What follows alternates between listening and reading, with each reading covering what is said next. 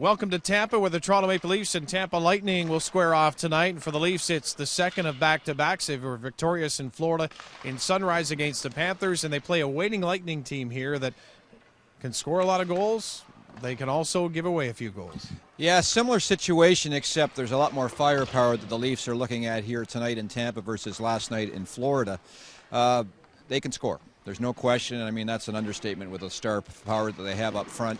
And once again, it's very important for the Toronto Maple Leafs to play a solid road game, be patient, be in good position in your zone and in the neutral zone. No giveaways, no letting the Tampa Bay Lightning counterattack with their great speed. And one more item, it's very important you stay out of the penalty box. Although the Leaf penalty killing has been magnificent of late, this power play can really burn you in the course of an evening.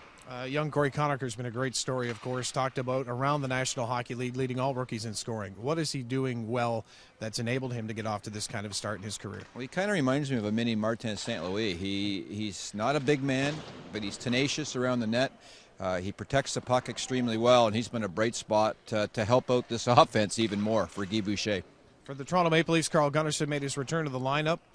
He said that there were some timing issues early, but it sure, at least to me, didn't show a whole lot last night. He fit right back into the lineup. Yeah, he was around the 20-minute mark, I think, by the time it was over. And it's tough for these players when they're hurt right now because you don't have any practice time.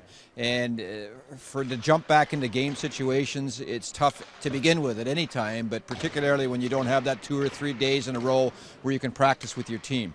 I thought he did very well. You could see at times there were some timing issues, but his play selection was solid. He kept it simple. And he will be a very valuable piece to this blue line for the Toronto Maple Leafs here moving forward. I know every player plays a role, Greg, but when you look at Clark MacArthur in the game he had last night, finishing his checks, getting the goal on the feed from Nazem Kadri, he and Nazem developing a chemistry as they start to play together a little more often. Well, it's another example of a player that has been playing catch-up because of injuries early in the season. And I thought last night was his best game of the season by a wide margin. He needs to skate to begin with, and he didn't seem to have that extra gear coming back off the injury. I thought he did for perhaps the first time last night. And you're right, with him and Nazem Kadri, they have a bit of chemistry going. Nazem continues to impress me as he adjusts to the NHL style of game. There was a situation where he drew a penalty where he gave the puck away and then got into the hole and got it back. Several, maybe last year or the year before, we would have seen him try to beat 3 guys like he was so able to do in junior hockey.